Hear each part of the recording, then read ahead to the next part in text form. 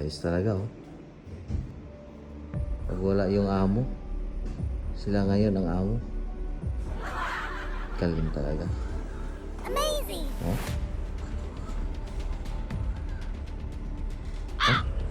Ayos pa tayo dyan? Nagbibideo ka ba? Hindi ah. Kasi ako na ako. Oo. Tawag tayo. Hello sir? Yung mga bata mo?